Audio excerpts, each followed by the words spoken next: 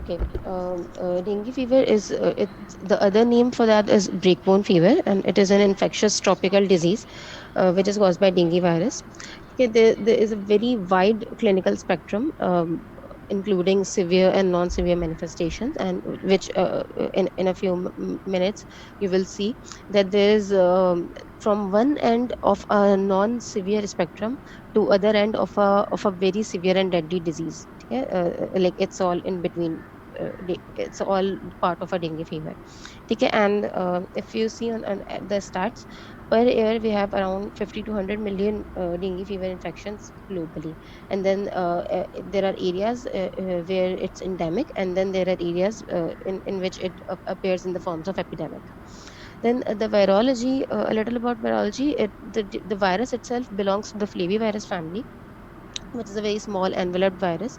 It's a single stranded RNA virus, and there are four types, which you must be knowing, one, two, three, and four types of the virus, depending upon the main antigens carrying it's carrying. Now, you all must be knowing very well that it is primarily transmitted by Aedes aegypti mosquito. um, uh, this is a typically day biting mosquito. Okay, particularly in the early morning and in the evening, and it breeds in water stored for drinking or bathing, or in rainwater collected in any container.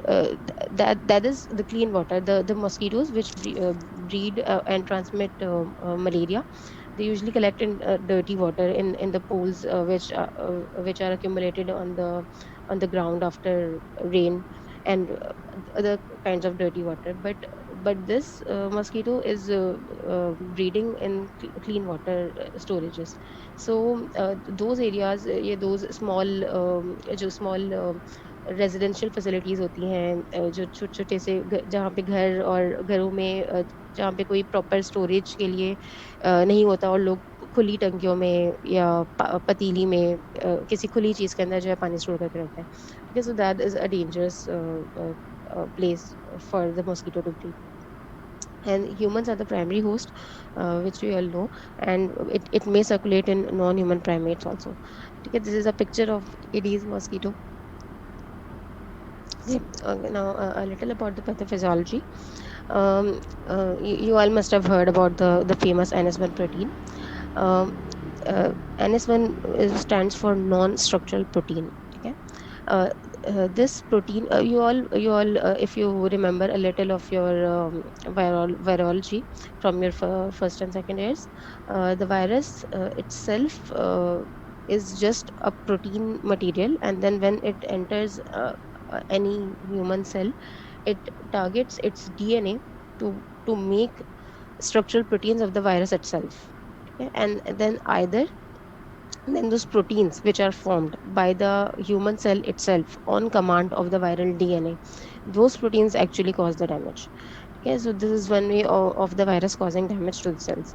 So similarly, the non-structural protein of this virus, it's actually a viral toxin which activates the myeloid cells of the immune response, and then those myeloid cells in turn release a lot of cytokines by attaching to toll receptors. And then once these cytokines are released, you all know that cytokines and the complement system, they play a very important role in inflammation. So what actually happens, what's the basic pathophysiology is that cytokines cause increased vascular permeability. Okay, this is a very important thing to understand in the pathophysiology of dengue fever, that there is an increased vascular permeability, which is either by activating of the complement, or interaction and damaging of the endothelial cells, and interaction with blood clotting factors and platelets, and by the release of cytokines. Like the NS1 protein is basically causing a cascade of inflammatory reactions all around the blood vessels, all kinds of inflammatory reactions, and activating the clotting factors, activating the complement system, activating the myeloid system, and releasing cytokines. This increasing vascular permeability is the key, which you should understand, that the key point which causes the dengue hemorrhagic syndrome and the dengue shock syndrome, which I'm just telling you in the next slides. What actually happens is that when this vascular permeability is increased, the fluid component of the blood which is present in the blood actually leaks from the vessels and goes to the third space. When the fluid leaks from the vessels because of increased vascular permeability and goes to the third space, the circulating intravascular volume is compromised, and the third spacing third moving of the fluid from the blood vessels to the third space causes accumulation of fluid in the cavities like pleural cavity, pericardial cavity, peritoneal cavity, which then cause further symptoms. Okay, so the loss of fluid from the vessels causes the shock, and the accumulation of fluid in the third spaces causes rest of the symptoms. Okay. The similar thing which I just told you, that capillary damage allows fluids, electrolytes, and even small proteins to leak into the extravascular spaces. And this internal redistribution of fluid, together with the deficits caused by fasting, thirsting, and vomiting, because these will also be the initial manifestations of the disease. And along with these, the increased vascular permeability, which causes the internal redistribution of fluid, it results in hemoconcentration, it results in hypovolemia, and in hemoconcentration, why? Because the fluid component of the blood will go into the third space, and only the larger molecules will be left, the RBCs and the larger molecules. So there will be hemoconcentration, the hematocrit will raise. And hypovolemia, why? Because the fluid component of the blood is going into third space, so intravascular volume will be reduced. Increased cardiac workload, because to pump this less amount of blood, or less amount of less intravascular volume, the heart has to work more powerfully. And then ultimately tissue hypoxia, because when there will be loss of intravascular volume, then ultimately first the cardiac workload will increase to compensate for this, and once this is insufficient, then there will be a tissue hypoxia. And then tissue hypoxia will cause further complications like lactic acidosis and acidosis and other complications, and damage to the organ systems. So this is a very important slide, that basically there is a inflammatory cascade which causes increased vascular permeability, which causes the leak of molecules and fluids, small molecules and fluids, to the third spaces, and this thing causes the intravascular hypovolemia, which gives a lot of symptoms. Then the third spacing, which itself gives a lot of symptoms. And then as these small proteins are lost to the third space, these small proteins contain the proteins involved in the coagulation system. So because the coagulation proteins are lost, then the patient will manifest as bleeding also. Okay, so as I told you before, that there is a wide clinical spectrum. So this is the wide clinical spectrum basically. You can divide the dengue fever into three types, or into various types, according to various classification systems. Okay, according to various things. For example, the first box, this shows the वजह थोड़ी सी disturbance हो रही है. Okay. The first box, this shows the distribution on the basis of its clinical presentations. The initial phase will be the dengue fever. Then once the bleeding manifestations start, then it will be dengue hemorrhagic fever, and the shock manifestations, dengue shock syndrome. I'm going to discuss all these in details one by one. Okay. Another way of doing it is on the basis of its pathophysiology. The initial phase is the febrile phase. Then comes the critical phase, which basically overlaps with dengue hemorrhagic and shock syndrome. Like in other words, you can say that simple dengue fever is a febrile phase of the illness. In those patients in which febrile phase never goes to a critical phase and goes directly to a recovery phase. Okay. In those patients in which febrile phase goes to a critical phase, then that critical phase can either be dengue hemorrhagic syndrome or dengue shock syndrome. Okay. And then the child may recover.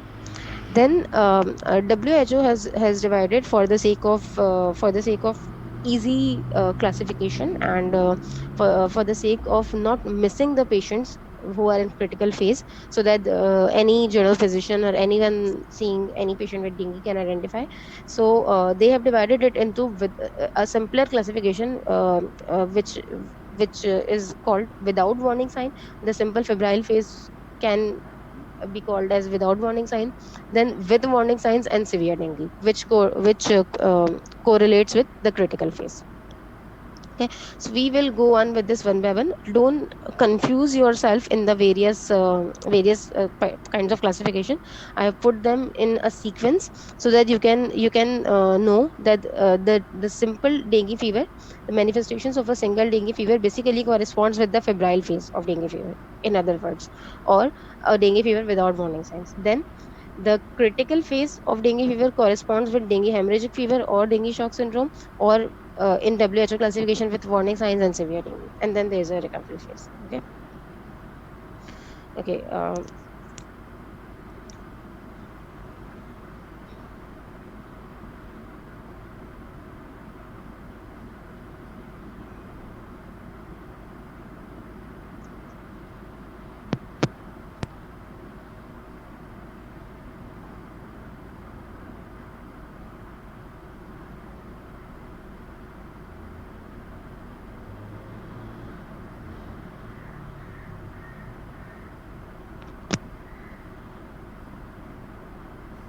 Coming to the course. Okay. वजाहत, आप still मुझे सुन सकते हैं ना? जी madam, आवाज चली गई थी लेकिन आ गई। Okay. ठीक. Okay. Now coming to the course of dengue fever. जिस तरह अभी मैंने पहले बताया कि फिब्राइल, क्रिटिकल और रिकवरी फेज है, उसी उसी चीज़ की ये एक पिक्टोरल मैनिफेस्टेशन है, जिसमें जो है इसको देखो, days of illness, temperature, then उसमें क्या क्या क्लिनिकल इश्यूज होंगे उस फेज में, लैब चेंजेस क्या होंगी, और उस वक्त सीरोलॉजी वायरोलॉजी क्या चलेगी। ठीक है, just to understand the physiology. सबसे नीचे देखो, ये जो पहला फेज है वाइट कलर का, ये दिस इज फेब्राइल फेज। ठीक है, फेब्राइल फेज में क्या होगा, इनिशियल जो डेज होंगे, फर्स्ट 3 डेज जो डिजीज के होंगे, जब जिसको हम जो फेब्राइल फेज होगा, उसमें क्या होगा कि टेम्परेचर जो है वो सडनली राइज करेगा, and it can be up to 40 degree centigrade, that is it can be very high, up to 102 103 degree Fahrenheit. ठीक है, डिग्री सेंटीग्रेड या 40 डिग्री फ़ारेनहाइट। ठीक है, ये जो है सडनली पीक आएगी टेम्परेचर की। ठीक है, उस पीक के साथ ज़ाहिर है इनटेक कम हो जाएगा, वॉमिटिंग्स हो सकती हैं, नोजिया हो सकता है, these all will cause dehydration, the child और द अडल्ट में be dehydrated. And at this point, in the febrile phase, initially there is no leakage or anything, so initially the hematocrit is steady. It is at the normal or at the baseline. And then these dotted line, this is showing, this is sorry this the dotted line is showing the hematocrit, and this fixed line is showing the platelets. ठीक है, so in the initial phases, that is like initial 2 days तक platelets भी अपने normal baseline level पर है और haematocrit भी अपने नॉर्मल बेसलाइन लेवल पर है। ठीक है, एंड देन वायरीमिया, जैसे जैसे वी ऑल नो अपनी वायरोलॉजी से कि जब वायरस के पार्टिकल्स या जो भी बैक्टीरिया के पार्टिकल्स ब्लड में जब रिलीज होते हैं, उस टाइम फीवर का रिस्पॉन्स आता है। ठीक है, तो जब जो जो फीवर की स्पाइक है, यू कैन सी कि वो वायरीमिया के साथ कॉरेस्पॉन्ड होती है, जिस टाइम वायरस ब्लड में रिलीज होता है। ठीक है, सो जैसे वायरस ब्लड में रिलीज होगा, उसके प्रोटीन्स रिलीज होने शुरू होंगे, वैसे फीवर की स्पाइक बढ़नी शुरू होगी, नोजिया और वॉमिटिंग और कम इनटेक, एनोरेक्सिया की वजह से थोड़ा सा डिहाइड्रेशन हो सकती है। स्टार्टिंग फेज में हमें प्लेटलेट्स और हेमाटोक्रिट स्टेडी मिलेगा। जो द फर्स्ट सीबीसी की जो फाइंडिंग होगी वो ये होती है कि जो टीएलसी होता है, white cells, they start to decrease. ठीक है, first of all they will start to decrease, and then by the day 3 the platelets will start to decrease. First the TLC will start to decrease, and then the platelets will start to decrease. ठीक है, now comes this critical phase. ठीक है, the critical phase which I was telling you that it will correspond to, see this red block, this will correspond to either shock or either bleeding, that is either dengue shock syndrome or either dengue hemorrhagic fever. ठीक है, so what will happen in this critical phase, that as I told you before, there will be a cascade of inflammatory response. There will be a leakage of fluid in the third spacing, which may cause bleeding, which may cause the manifestations of shock, which will cause this organ impairment because of shock, and the second because of the leakage of fluid into the third spaces. And another important thing which will happen during this phase is that usually the fever not drops. ठीक है, because the fever was because of viremia, but what is happening here now, the see in the last block, the antibodies have started to form because the inflammatory cascade is activated. So the antibodies have started to form, and these antibodies will actually kill the virus particles, so actually the fever will come down. But the shock and the bleeding manifestations are because of the our own body's inflammatory cascade, which has been started by the virus, and maybe the virus is still not there. Virus has been killed, but the inflammatory cascade itself is causing the all the damage in our body. Okay.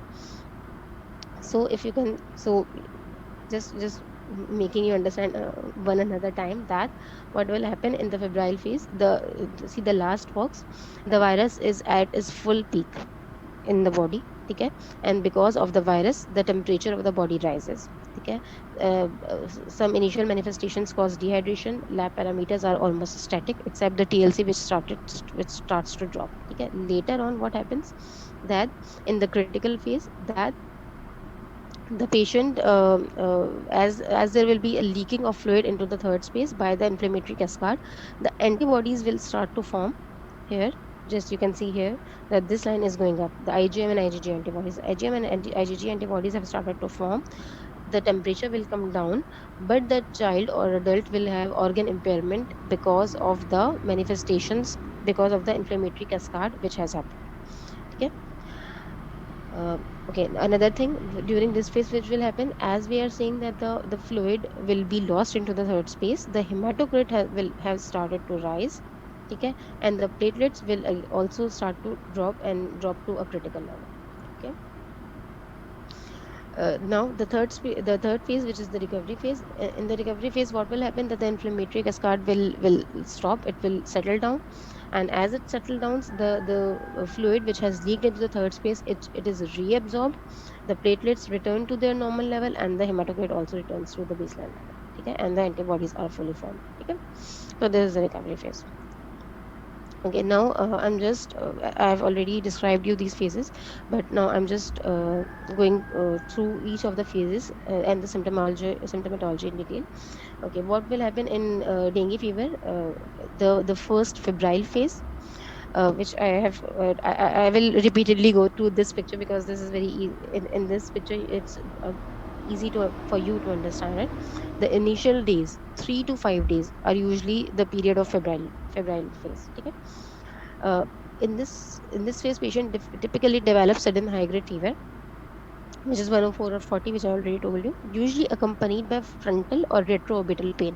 ठीक है, when जब dengue fever की epidemic new start हुई थी, तो this was a very typical manifestation. Patients आके हमें बताते भी थे कि आंखों, हम पूछते भी ये सवाल थे कि आंखों के गिर्द दर्द हो रहा है या नहीं हो रहा है, रेट्रोऑर्बिटल पेन और फ्रंटल पेन. ठीक है. But then as the epidemic proceeded, we saw that this symptom is not very common in our population. ठीक है. But this is one of the characteristic symptoms of dengue fever. And particularly this pain is when pressure is applied to the eyes. Okay. Then as we call this break bone fever or back break fever, then severe back pain that can also be present, which can precede fever. But in pediatric patients, usually they don't they are not able to localize pain very much, and except the child is big enough, they don't complain of back pain so commonly. They just get lethargic, and they just get less playful, and along with fever. Okay. Then another thing which you can observe is a transient macular generalized rash. Okay. That blanches under pressure, which may be seen during the first 24 to 48 hours of fever. Yeah, what we have observed clinically is that these patients, like if a patient comes to you with a history of 3 days of fever, high grade fever, the patient is lethargic, and you can see his or her face flushed. The face will be red, flushed, and will be a flushing like rash all over his body, which is this transient macular generalized rash. And it is so transient, maybe you have it today, and then the next day you admit the child, the next day the rash is gone. It is a very transient macular generalized rash. It blanches under pressure, and it is seen in the first 24 to 48 hours of life. So then जब epidemic के बहुत ज़्यादा patients आ रहे थे, तो ये rash में इतना कॉमन था कि वो दूर से देख के पेशेंट का फेस रेड हो रहा होता था, या अगर शर्ट रिमूव की होती थी तो उसका अपर चेस्ट पूरा फ्लश होता था, तो उसको देख के पहचान सकते हैं कि this is a dengue fever. ठीक है. जो रिलेटिव ब्रेडिकार्डिया होता है, डिग्री ऑफ फीवर के रिलेटिव, ठीक है, पल्स रेट उससे रिलेटिव लो होगी। माइल्जियाज और आर्थ्रेल्जियाज, वायरल फीवर में माइल्जिया और आर्थ्रेल्जियाज वैसे ही बहुत कॉमन होता है, so same is the case with dengue fever. और जैसे ही ऑनसेट ऑफ फीवर होता है और सिवियरिटी बढ़ती जाती है टाइम टाइम के साथ, तो माइल्जियाज आर्थ्रेल्जियाज बढ़ते जाते हैं। देन सेकेंड से 6 डे तक फीवर के साथ नोजिया वॉमिटिंग हो सकती है। Generalize lymphadenopathy can be there, cutaneous hyperesthesias या hyperalgesias, taste aberrations and pronounced anorexia. All these can present. And then there can be a second peak of fever also, with a generalized macular rash. That's why dengue fever is actually called a biphasic temperature pattern, in which there are two peaks of fever. That maybe like आज fever start हुआ, then in the next 2 days it settles down, and then again fever की peak आए. So there may be a biphasic temperature pattern, in not in all patients, but it may be there. So this is basically the febrile phase. Even in the febrile phase, we saw that platelets were not decreasing much in the febrile phase, but still, if they decrease, there may be mild hemorrhagic manifestation. The liver can be enlarged and tender after a few days. And the earliest abnormality, which I told you before, in the CBC is progressive decrease in the total white cell count. Okay, TLC will decrease first, and then after the TLC, platelet count will decrease. So if you come across a patient of with high grade fever, and a history of flushing, nausea, vomitings, and myalgias, arthralgias, and in the CBC, TLC is decreased. Then even if platelets are normal, but TLC is decreased with 2-3 days of fever, then there's a very high probability of having a dengue fever. Okay, now coming to the second phase, that is the critical phase. Second phase, that is a critical phase. Okay, in the critical phase, first we'll talk about dengue hemorrhagic fever, and then we'll talk about dengue shock syndrome. Okay, so in dengue hemorrhagic fever, what is the WHO criteria for dengue hemorrhagic fever?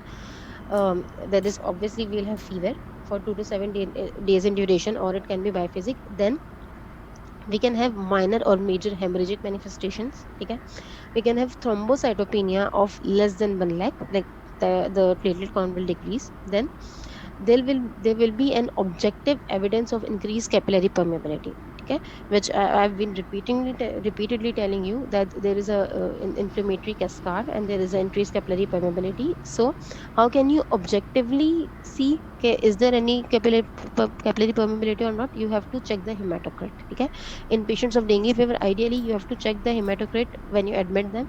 You have to check the hematocrit 4 hourly to see that whether it is rising or not. Okay, so if it is rising by 20%, more than or equal to 20%, then this is an evidence that the child is developing increasing capillary permeability, and the child may enter in the critical phase, because there is a high morbidity and mortality of this critical phase. So we have to keep an eye for that.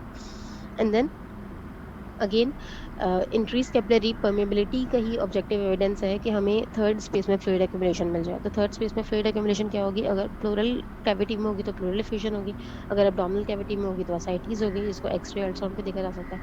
या हाइपोएल्बुमिनीमिया हो सकता है, because small proteins can also go into the third space, so because of that. ठीक है, तो hypoalbuminemia. Okay, so these are the manifestations of dengue hemorrhagic fever. That fever, along with bleeding manifestations, along with severe thrombocytopenia, and along with an objective evidence of increased capillary permeability with third spacing. So this spectrum is called dengue hemorrhagic fever, and this is one manifestation of critical phase. Then the other manifestation of critical phase is dengue shock syndrome. What will happen in the dengue shock syndrome? Shock will occur when a critical volume of plasma is lost through leakage. Okay, we are saying repeatedly that the plasma is leaking, but when a critical volume of plasma will leak out, then the child will present with the manifestations of shock. And what are the criteria of dengue shock syndrome? That the child will have hypotension, the child will have tachycardia, the child will have narrow pulse pressure, the diastolic pressure will raise actually, so the difference between the diastolic and systolic pressure will be decreased. Okay, and then there will be a signs of poor perfusion.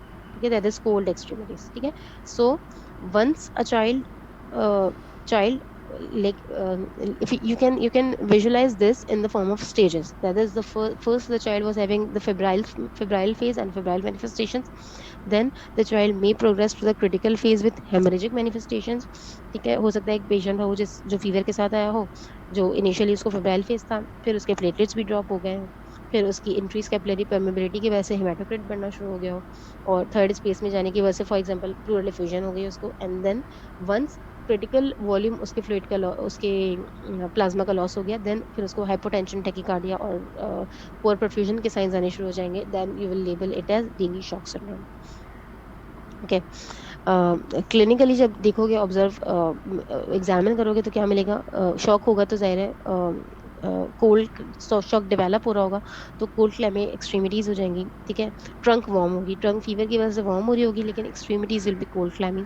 Face will be flushed, there may be diaphoresis, there is sweating, there may be restlessness, irritability, there may be like abdominal pain, decrease urinary output because the circulatory volume is reduced, fatigue or ecchymosis you can see all over the body, respirations can be rapid and labored, acidotic breathing हो जाएगी, acidotic तरह की, pulse can be weak, rapid, thready, ठीक है, because of the third spacing, and then liver may enlarge. Okay, then in the shock syndrome, shock syndrome can be subtle also.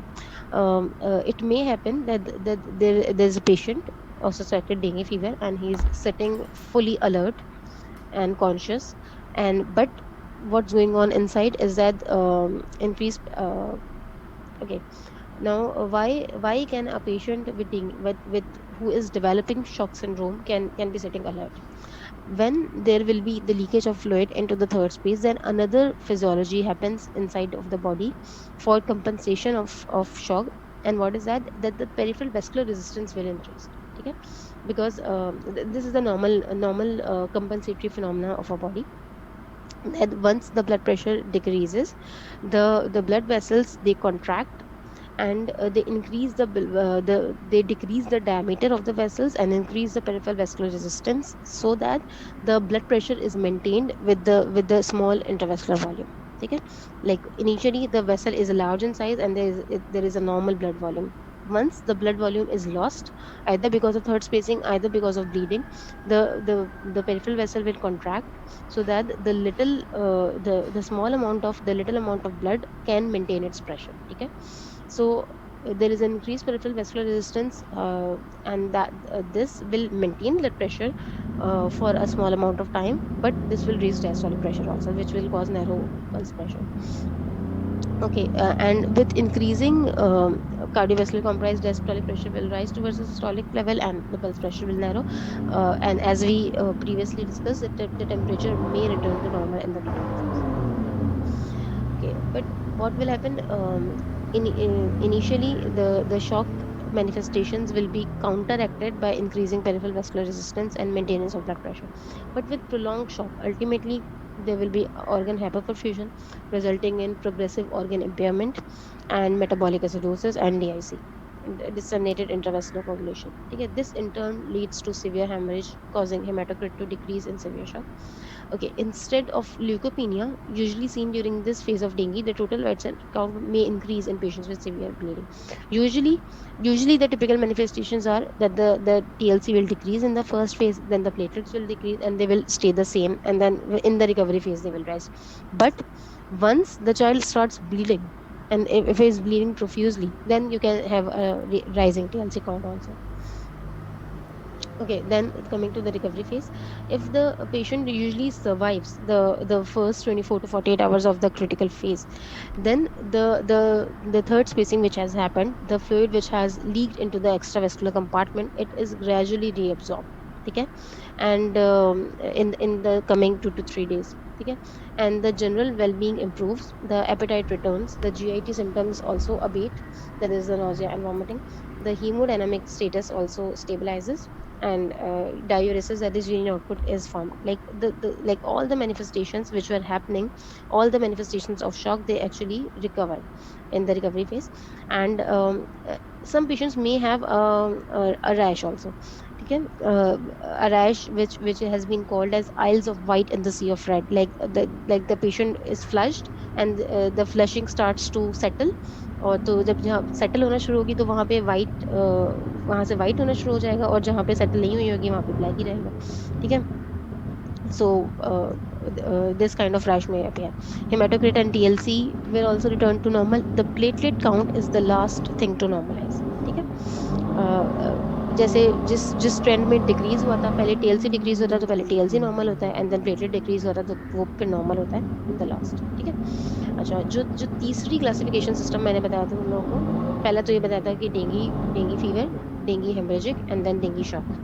दूसरा क्या बताया था, फेजेस के लिहाज से फेब्राइल फेज होगा, क्रिटिकल फेज होगा और रिकवरी फेज होगा। ठीक है। तीसरा जो डब्ल्यू एच ओ ने एक सिंपलर क्लासिफिकेशन बनाई हुई है, ताकि मतलब इन्होंने पॉइंट्स बना दिए हैं कि ये पॉइंट्स किसी भी पेशेंट में फिट होंगे तो आप अकॉर्डिंगली उसे एडमिट करेंगे या डीसी करेंगे या क्या करेंगे। ठीक है। से तो dengue with warning sign and dengue without warning sign and then severe dengue. ठीक है।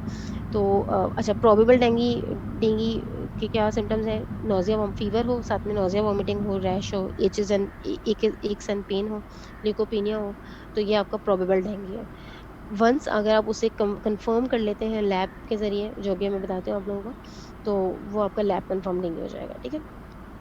ठीक है। फिर वार्निंग साइंस क्या है जो हमारे क्रिटिकल फेज को ओवरलैप करते हैं, पेन होना, abdominal pain, persistent vomiting, clinical fluid accumulation, mucosal bleeding, lethargic या रेस्टलेस, लिवर 2 सेंटीमीटर से ज्यादा इनलार्ज हो जाए या इंक्रीजिंग हेमाटोक्रिट हो विद डिक्रीजिंग प्लेटलेट्स। ठीक है। तो ये सारे वार्निंग साइंस हैं, तो इन पेशेंट्स को फिर हम घर नहीं भेजेंगे, इन्हें हम एडमिट करेंगे। ठीक है। ये सारे बेसिकली जो क्रिटिकल फेज हमने डिस्कस किया उन्हीं के साइंस है। ठीक है। और सिवियर के क्या साइंस होंगे कि ज़ाहिर जब बच्चा या तो शॉक में चला जाएगा या फिर उसे थर्ड स्पेस में फ्लूइड एक्यूमुलेट और रेस्पिरेटरी डिस्ट्रेस होना शुरू हो जाए। ठीक है। या सिवियर ब्लीडिंग होना शुरू हो जाए क्लिनिकली, या अगर लैब्स हमने कराई हैं तो आपके लिवर फंक्शंस डिरेंज हो जाए, या सीएनएस में इम्पेयर्ड कॉन्शियसनेस हो जाए। तो ये अल्टीमेट ऑर्गन डैमेज के सिम्टम्स आ रहे हैं ना, हार्ट और अदर ऑर्गन्स में। ठीक है। तो बेसिकली जब क्रिटिकल फेज के सिम्टम्स आने शुरू होंगे तो वो वार्निंग साइंस में आते हैं। जब बिल्कुल शॉक में चला जाएगा या थर्ड स्पेसिंग या ब्लीडिंग सिवियर या सिवियर ऑर्गन डैमेज हो जाएगा तो वो सिवियर डेंगू है। ठीक है। अच्छा, इन्वेस्टिगेशंस में हम सीबीसी ऑब्वियसली कराएंगे क्योंकि हमें उसमें टीएलसी देखना है, हेमाटोक्रिट देखना है, प्लेटलेट्स देखना है। एलएफटीज करा सकते हैं बिकॉज वो डिरेंज हो सकते हैं, एल्बुमिन लो हो सकता है वो करा सकते हैं, ग्लूकोज बिकॉज एनोरेक्सिया है तो ग्लूकोज देखना है, इलेक्ट्रोलाइट्स यूरिया क्रिएटिन देखना है कि किडनी फंक्शन डैमेज तो नहीं हुआ, सीरम लैक्टेट बढ़ा हुआ हो सकता है हाइपोक्सिया की हाइपोटेंशन की वजह से, कार्डियक एंजाइम्स डिरेंज हो सकते हैं एंड ऑर्गन डैमेज में, ईसीजी में हमें चेंजेस मिल सकती हैं, एंड चेस्ट एक्सरे में हमें थर्ड स्पेसिंग नजर आएगी। ठीक है। तो ये सारी इन्वेस्टिगेशन हम कराएंगे। डायग्नोसिस के लिए एक तो हाई इंडेक्स ऑफ सस्पिशन रखना है, जो सारे मैनिफेस्टेशंस बताए हैं उनको देखते हुए। उसके अलावा दो तरीका है, एक तो आप वायरस को इटसेल्फ आइडेंटिफाई कर सकते हैं, आइसोलेट करें, या उसकी NS1 एंटीजन को आइसोलेट करें। ठीक है। या उसका जीनोम आइसोलेट करें बाय पीसीआर। हाँ, इसमें से हमारे पास जो अवेलेबल होता है वो NS1 एंटीजन अवेलेबल होता है। तो बट वी नो कि NS1 एंटीजन हमें सिर्फ इनिशियल फेब्राइल फेज में मिलती है। तो अगर फीवर को 5 डेज हुए होते हैं तो फिर we order the lab for NS1 antigen. ठीक है। अच्छा, दूसरा ऑप्शन क्या है कि हम उसकी एंटीबॉडीज डिटेक्ट कर लें। ठीक है। तो IgM एंटीबॉडीज बेसिकली हम डिटेक्ट करते हैं। फॉर एग्जांपल, अगर किसी पेशेंट के फीवर को 7 डेज हो गए हैं, मोर देन 5 डेज हो गए हैं, तो देर इज अ चांस कि वायरीमिया उसमें कम हो जाएगा, तो NS1 एंटीजन हमें नहीं मिलेगी। तो फिर हम उसकी IgM एंटीबॉडीज डिटेक्ट करते हैं, या फिर या तो एंटीबॉडीज डिटेक्ट हो जाए, या फिर IgG एंटीबॉडीज अगर हैं तो उनका 4 फोल्ड या ग्रेटर मतलब टाइटर, राइजिंग टाइटर हो। ठीक है। So this is the diagnostic criteria. अच्छा, अब मैनेजमेंट में क्या करेंगे, एक तो डिजीज़ नोटिफाई करनी है बिकॉज ये एपिडेमिक वाली डिजीज़ में आती है, तो इन डिजीज़ को नोटिफाई करना होता है टू द MS या to all the higher authorities, ताकि वो स्क्रीनिंग करें कि किन एरियाज़ में एपिडेमिक आई है और फिर वहाँ पे मेजर्स लें उसको कंट्रोल करने के लिए। अच्छा, मैनेजमेंट का जो डिसीजन होता है वो ऑब्वियसली क्लिनिकल मैनिफेस्टेशंस और सर्कमस्टेंसेस पे डिपेंड करेगा। हम 3 ग्रुप्स में डिवाइड कर सकते हैं पेशेंट्स को मैनेजमेंट के पॉइंट ऑफ व्यू से, कि A B C। Group A वाले जो पेशेंट्स हैं वो होंगे जिन्हें हम घर भेज सकते हैं, जो स्टेबल है।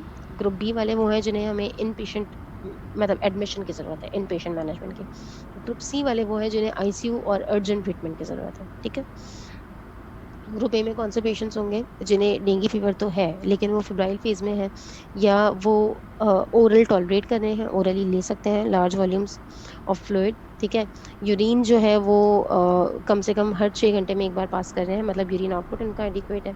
ठीक है। कोई वार्निंग साइंस नहीं है, जो अभी मैंने वार्निंग साइंस बताया कि ब्लीड तो नहीं कर रहा, एब्डोमिनल पेन तो नहीं है, वो ऐसे कोई वार्निंग साइंस नहीं है। ठीक है। उसके अलावा हम उन्हें बताएंगे क्या क्या क्या सजेशंस देके घर भेजेंगे कि एक तो ओआरएस या फ्लूइड्स का इंटेक ज्यादा रखें, फ्रूट जूसेस ले सकते हैं, या कोई भी फ्लूइड्स जिसमें इलेक्ट्रोलाइट्स हो, ठीक है, और शुगर हो। क्यों? ताकि हमारा इंट्रावेस्कुलर वॉल्यूम मेंटेन रहे और जो वॉमिटिंग वगैरह की वजह से लॉसेस हो रहे हैं वो ना हो, ठीक है। हाई फीवर के लिए हम पैरासीटामोल देंगे, ठीक है, और टेपेट स्पंजिंग करा सकते हैं और बेड रेस्ट एडवाइस करेंगे। उसके अलावा एक इंपॉर्टेंट पॉइंट जो मैंने बोल्ड में लिखा है कि हमें एस्प्रिन अवॉइड करनी होती है, ठीक है। एस्प्रिन अवॉइड क्यों करनी होती है? क्योंकि ऑलरेडी हमें पता है कि प्लेटलेट्स इसमें काउंट ड्रॉप हो जाता है और ब्लीडिंग मैनिफेस्टेशंस होती हैं, तो एस्प्रिन बेसिकली प्लेटलेट फंक्शन को रिड्यूस करती है, ठीक है। So we have to avoid aspirin, क्योंकि लोग फीवर के लिए या पेन के लिए home treatment over the counter ले लेते हैं, so we have to avoid this. So जो स्टेबल पेशेंट्स हैं जिनको सिर्फ फीवर है और कोई कॉम्प्लिकेशन नहीं है, ओरल इनटेक अच्छा है, तो उन्हें एडमिशन की कोई ज़रूरत नहीं है। उन्हें सिर्फ हमें फ्लूइड्स को इनकरेज करके फीवर का ट्रीटमेंट बता के उन्हें हम घर भेज सकते हैं। Then coming to group B, वो पेशेंट्स जिन्हें एडमिशन की ज़रूरत है, वो कौन से पेशेंट्स हैं? जिनमें या तो किसी भी किस्म का कोई वार्निंग साइन है, ठीक है। वार्निंग साइंस जो कि मैंने पहले बताए हैं, मैं एक बार फिर उसके ऊपर चली जाती हूँ, बिकॉज वार्निंग साइंस का तस्करा यहाँ पे बार बार आ रहा है, ठीक है। या तो पेन हो या टेंडरनेस हो, या फिर परसिस्टेंट वॉमिटिंग हो, या फिर क्लिनिकल फ्लूइड अक्यूमुलेशन हो, ठीक है। क्लिनिकल फ्लूइड अक्यूमुलेशन में अब क्लिनिकली हमें कैसे पता चलेगा जब बच्चा आया है कि उसे फ्लूइड अक्यूमुलेशन है?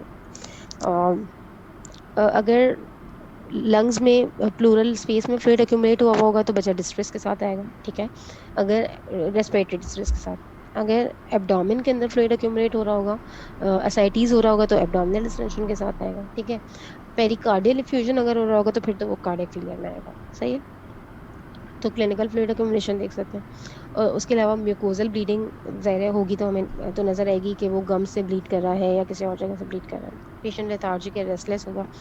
लिवर इनलार्जमेंट अगर पेल्पेशन पे हमें पता चल जाएगा, या फिर लैब पैरामीटर्स, ठीक है। So you have to remember these warning signs. अगर एमसीक्यूज भी आएंगे या सिनेरियोज भी आएगा, तो उसमें अगर अगर इनमें से कोई भी वार्निंग साइंस दिया हुआ है तो फिर उस पेशेंट को इन पेशेंट मैनेजमेंट की ज़रूरत है और उस पेशेंट को एडमिट होना है, ठीक है। ठीक है। अच्छा, उसके अलावा लेट्स सपोज कि अगर कोई पेशेंट है जिसमें डेंगू सस्पेक्ट कर रहे हो या डेंगू डायग्नोज कर लिया है और उसमें कोई वार्निंग साइन नहीं है, फॉर एग्जांपल ओरल इनटेक भी ले रहा है, खा भी रहा है, लेकिन उसको साथ में कोई एग्जिस्टिंग कंडीशन है। फॉर एग्जांपल कोई बच्चा है जो कॉन्जेनिटल हार्ट डिजीज के साथ है, ठीक है, और साथ में उसको अभी डेंगू फीवर हो गया है, या कोई मेल नरिश्ड चाइल्ड है, प्रोटीन कैलोरी मेल नरिशमेंट के साथ है, पीसीएम बच्चा है, और साथ में उसको जो है वो डेंगू फीवर की मैनिफेस्टेशंस आ गई हैं, लेकिन उसका इंटेक अच्छा है, ठीक है। तो को एग्जिस्टिंग कंडीशन अगर कोई भी होगी तो फिर वो पेशेंट्स अगर ओरल इंटेक ले भी रहे होंगे, ठीक है, तब भी आप उसको जो है वो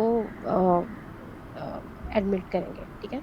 तो क्योंकि क्योंकि कोई एग्जिस्टिंग कंडीशन की वजह से जो मैनेजमेंट है that that can be more complicated and there is a high chance कि बच्चा जो है वो क्रिटिकल फेज में जा सकता है, ठीक है। अच्छा, ग्रुप सी कौन सा है? ग्रुप सी वो है जिसको इमरजेंसी ट्रीटमेंट या अर्जेंट रेफरल। अच्छा, यहाँ पे इन्होंने रेफर का वर्ड बार बार इसलिए यूज़ किया हुआ है क्योंकि ये डब्ल्यू का है, डब्ल्यू ने बनाए हुए हैं। तो डब्ल्यू जो है वो बेसिक हेल्थ यूनिट्स या जो थर्ड वर्ल्ड कंट्रीज़ होती हैं, या थर्ड वर्ल्ड कंट्रीज़ में बेसिकली जो बेसिक हेल्थ यूनिट्स होते हैं जो स्मॉल हेल्थ केयर फैसिलिटीज़ होती हैं, उनके लिए गाइडलाइंस बनाता है, ठीक है, ताकि हर लेवल पे सिमिलर मैनेजमेंट हो, ठीक है।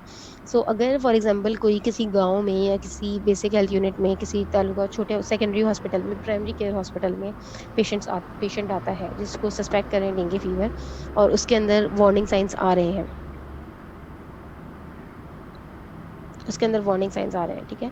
सो तो वहाँ के लोगों को क्या करना होगा कि उसे इन हॉस्पिटल मैनेजमेंट के लिए किसी टर्शरी केयर हॉस्पिटल में भेजना होगा, ठीक है। सिमिलरली अगर वहाँ पे कोई पेशेंट आ जाता है जिसको जो ग्रुप सी में आ रहा है, तो वो उसे रेफर करेंगे, अर्जेंट रेफरल करेंगे और उसे इमरजेंसी ट्रीटमेंट की ज़रूरत होगी, ठीक है। लेकिन हम बिकॉज टर्शरी केयर हॉस्पिटल में ऑलरेडी मौजूद है, तो हम इसको इन अदर वर्ड्स क्या कह सकते हैं कि ग्रुप बी पेशेंट्स को हम एडमिट करेंगे और ग्रुप सी पेशेंट्स को आईसीयू की नीड होगी इन आवर हॉस्पिटल, ठीक है। हम मजीद रेफर नहीं करेंगे, ओके। तो ग्रुप सी पेशेंट्स कौन से हैं? ग्रुप सी पेशेंट्स वो हैं जो अगेन ये वो वाले हैं जो सिवियर डेंगू की क्लासिफिकेशन में आ रहे हैं, ठीक है।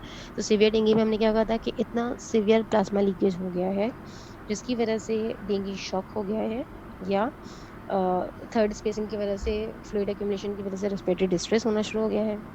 देन सिवियर हेमरेज होना शुरू, मतलब सिवियर हेमरेज यानी प्रोफ्यूज ब्लीडिंग कर रहा है पेशेंट, ठीक है। या किस कोई भी ऑर्गन जो है वो सिवियर इम्पेयरमेंट हो गई है उसकी, जैसे कि हेपाटिक डैमेज हो गया, सिवियर एलएफटीज डिरेंज हो गए हैं, रीनल इम्पेयरमेंट हो गई, रीनल फेलियर में चला गया फॉर एग्जांपल, कार्डियोमायोपैथी हो गई है, एंसेफेलोपैथी, एंसेफेलाइटिस हो गया, ऑल्टर्ड लेवल ऑफ कॉन्शियसनेस हो गया, ठीक है।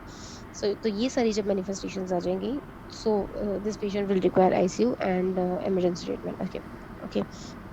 अच्छा, यहाँ पे अब तुम लोग देखो कि अब virus by the time patient इस सिवियर डेंगू की स्टेज में जाएगा, so the virus itself may not be there, ठीक है। Virus may have been killed, but क्या हो रहा था कि क्रिटिकल फेज में जो सारी मैनिफेस्टेशंस आ रही थी वो इन्फ्लेमेटरी कैस्काड की वजह से आ रही थी, और उसके बाद ये वाली जो मैनिफेस्टेशंस सिवियर डेंगू वाली आ रही है, ये अब क्या हो रहा है कि because the child developed shock, shock की वजह से ऑर्गन्स को परफ्यूजन नहीं मिली, जैसे कि शॉक की वजह से लिवर को परफ्यूजन नहीं मिली, शॉक की वजह से किडनी को परफ्यूजन नहीं मिली, तो किडनी फेलियर में चले, किडनी फेलियर हो गया, ठीक है। या लिवर की परफ्यूजन इतनी खराब हो गई कि liver liver has started to get damaged, ठीक है। या ब्रेन की परफ्यूजन जो है वो पुअर हो गई। डायरेक्ट इन्वॉल्वमेंट भी हो सकती है by the virus, but hypotension may also cause these all the manifestations, ठीक है। So this is basically a vicious circle. One thing is starting, and then it's leading to another complication and then another complication, ठीक है। Okay, अच्छा, हमने अब क्या कहा था? हाँ, बेसिकली ये अभी जो मैंने 3 स्लाइड्स बताई हैं, मैंने ग्रुप्स में कैसे डिवाइड करना है वो बता दिया, सही है। अच्छा, अब उन ग्रुप्स के हिसाब से मैनेजमेंट क्या करनी है हमें। अगर कोई पेशेंट विदाउट वार्निंग साइन के साथ है, मतलब पेशेंट है, फेब्राइल फेज में है, कोई वार्निंग साइन नहीं है उसको, ठीक है। अगर वो ओरल ले रहा है तो हम उसे ओरल फ्लूइड इनकरेज करेंगे कि जितना ले सकता है ओआरएस ले, फ्रूट जूसेस ले, सिंपल वाटर ले, ओरली फ्लूइड ज़्यादा ले, फीवर टैबलेट स्पंजिंग करे, पैरासीटामोल ले। अगर ओरल ले रहा है तो हम उसे घर भेज दें, ठीक है। और बता देंगे कि डेंजर साइंस ये हैं, वार्निंग साइंस ये हैं, अगर कोई भी साइन वार्निंग वाला नजर आए तो फौरन हॉस्पिटल लेकर आए, ठीक है। लेट्स सपोज अगर बच्चा है छोटा, 3 साल का, 4 साल का, he is not taking oral fluids, ठीक है, एनोरेक्सिया की वजह से, या स्मॉल बेबीज वैसे ही किसी भी इलनेस में जो है वो उनका इंटेक कम हो जाता है, ठीक है। सो अगर उनका इंटेक कम हो गया तो फिर मे बी हम उन्हें ऑब्जर्वेशन में कुछ आवर्स के लिए इमरजेंसी में रख लेते हैं, या हम एडमिट भी कर लेते हैं फॉर अ डे और 2, या जैसे उनका प्रोग्रेस रहती है, ठीक है। तो जब हम एडमिट करेंगे तो एडमिशन पे उनका ट्रीटमेंट क्या मिलेगा? हम उन्हें आईवी फ्लूइड्स देंगे, ऑब्वियसली फ्लूइड्स देने के लिए हम एडमिट कर रहे हैं बिकॉज वो ओरल नहीं ले रहा, सही है। तो आईवी फ्लूइड्स हम देंगे, हम पॉइंट यहाँ पे हर जगह, अब जो नेक्स्ट स्लाइड्स आएंगी, हमें इन पेशेंट्स को आइसोटोनिक फ्लूइड देना होता है। आइसोटोनिक तुम लोगों को पता है 0.9% जो है वो आइसोटोनिक होता है, जो हमारी बॉडी की ऑस्मोलैलिटी के साथ मैच करता है, ठीक है। तो हमें 0.9% आइसोटोनिक फ्लूइड पेशेंट्स को देना है, which can be normal saline, या हम रिंगालेक्टेट भी दे सकते हैं, ठीक है, विद डेक्सट्रोज, लाइक हम 0.9% डेक्सट्रोज सलाइन दे सकते हैं अगर उसका ओवरऑल इनटेक कम है। अगर हमें लग रहा है कि शुगर भी कम हो जाएगी पेशेंट की, कुछ भी खा नहीं रहा, तो डेक्सट्रोज सलाइन दे सकते हैं। अगर हमें लग रहा है कि खा रहा है लेकिन सिर्फ लिक्विड्स इतने ज़्यादा नहीं ले रहा, तो हम 0.9% सलाइन दे सकते हैं, ठीक है, या रिंगालेक्टेट दे सकते हैं मेंटेनेंस के रेट पे, ठीक है। बच्चों में यूजली मेंटेनेंस जो फ्लूइड होता है वो फर्स्ट 10 kg के लिए 100 ml/kg होता है, ठीक है। यानी 8 साल का बच्चा, 8 किलो का बच्चा होगा तो 800 ml/डे, ठीक है। 10 किलो का बच्चा होगा तो 1000 ml/डे, फर्स्ट 10 kg के लिए 100 ml/kg। तो ये मेंटेनेंस पे हम इसे फ्लूइड दे देंगे। हो सकता है कि कुछ घंटे के आईवी फ्लूइड्स के बाद थोड़ा सा वो बेटर फील करे, कुछ घंटे आईवी फ्लूइड्स लगाने के बाद, और फिर वो ओरल लेना शुरू कर दे। तो वंस वो ओरल लेना शुरू कर देगा और थोड़ा सा स्टेबल हो जाएगा तो फिर हम डिस्चार्ज कर सकते हैं, ठीक है। तो ये हमारे पास बेसिकली ग्रुप ए के वो वाले पेशेंट्स जो ओरल नहीं ले रहे, उन्हें हम ऑब्जर्वेशन में या एडमिट करके फ्लूइड्स मैनेजमेंट हमें ये देनी है, ठीक है। अच्छा, अब वो पेशेंट्स जिनमें वार्निंग साइंस आ रहे हैं, जो सारे वार्निंग साइंस उन्हें बताया कि पेन हो रहा है, थर्ड स्पेसिंग हो रही है, या इनिशियल शॉक की मैनिफेस्टेशंस आ रही हैं, या लैब पैरामीटर्स डिरेंज हो रहे हैं, ठीक है, उनमें हम क्या करेंगे? सबसे पहले सबसे पहला काम ये करेंगे कि एक रेफरेंस हेमाटोक्रिट ले लेंगे, यानी एक बेसलाइन सीबीसी करा लेंगे, या अगर सिर्फ हेमाटोक्रिट अलग से हो सकता है तो हेमाटोक्रिट करा लेंगे। ठीक है, क्यों? क्योंकि अब हमें पता है कि ये क्रिटिकल फेज डेवलप कर सकता है, इसको वार्निंग साइंस आ रहे हैं। तो तो हमें इसके ऊपर एक चेक रखना है ताकि हम उसे क्रिटिकल फेज में जाने से पहले कंट्रोल कर लें। ठीक है, तो एक हेमाटोक्रिट ले लेंगे। देन अगेन फ्लूइड वही आइसोटोनिक फ्लूइड होगा, जो 0.9% सलाइन हो सकता है, डिंगालेक्टेट हो सकता है, हार्टमैन सोल्यूशन हो सकता है। ठीक है। अच्छा, अब फ्लूइड देंगे किस तरीके से? अच्छा, अभी जैसे मैंने तुम लोगों को बताया, जो ग्रुप ए वाले पेशेंट्स हैं उन्हें हम जो मेंटेनेंस फ्लूइड होता है 100 ml/kg, जो कि जिसको अगर ml/kg पर आवर में उसे डिवाइड करो ना, तो 4 ml/kg पर आवर बनता है जो मेंटेनेंस फ्लूइड होता है। किसी भी नॉर्मल बच्चे का अगर अगर उसे मेंटेनेंस फ्लूइड देना हो तुम्हें, तो अगर वेट के हिसाब से दोगे तो 100 ml/kg पर डे। ठीक है। और अगर पर केजी पर आवर के हिसाब से देना होगा तो मेंटेनेंस फ्लूइड होता है 4 ml/kg पर आवर, किसी भी नॉर्मल पेशेंट, नॉर्मल बच्चे का। ठीक है, किसी भी डिजीज के साथ उसे अगर देना है। ठीक। अच्छा, अब क्योंकि ये पेशेंट, ये वाला पेशेंट हम जिसको मैनेज कर रहे हैं अभी, वो डेंगू विद वार्निंग साइंस के साथ है, इसको हमें फ्लूइड जो देना होगा, शुरू में हमें थोड़ा सा ज़्यादा फ्लूइड देना होगा ताकि जो उसका इंट्रावेस्कुलर वॉल्यूम है वो मेंटेन हो जाए। और उसके बाद उस फ्लूइड को हमें ग्रेजुअली रिड्यूस करना होगा, या उसके क्लिनिकल रिस्पॉन्स के अकॉर्डिंग रिड्यूस करना होगा, ताकि ऐसा भी ना हो कि बच्चा फ्लूइड ओवरलोड में चला जाए। ठीक है, क्योंकि हमने जो पीछे पैथोफिजियोलॉजी देखी थी उसमें क्या हो रहा था कि जो आपका वो है थर्ड फेज है, जो आपका रिकवरी फेज है, रिकवरी फेज में क्या होता है कि वो जो सारा फ्लूइड थर्ड स्पेस में गया होता है वो सारा वापस रीअब्जॉर्ब भी हो जाता है। ठीक है। और एक बात तो ये, तो फ्लूइड ओवरलोड भी हो सकता है। ठीक है, एक उस वजह से। दूसरी बात ये कि क्योंकि हमें पता है कि हम जो फ्लूइड देंगे वो हो सकता है क्योंकि ये विथ वार्निंग साइन हुआ तो ये क्रिटिकल फेज का स्टार्ट हो गया। ठीक है, क्रिटिकल फेज का स्टार्ट हो गया तो हमें पता है कि जो इसकी वेसल्स है वो लीकी हो चुकी है। ठीक है, प्लाज्मा लीक हो रहा है।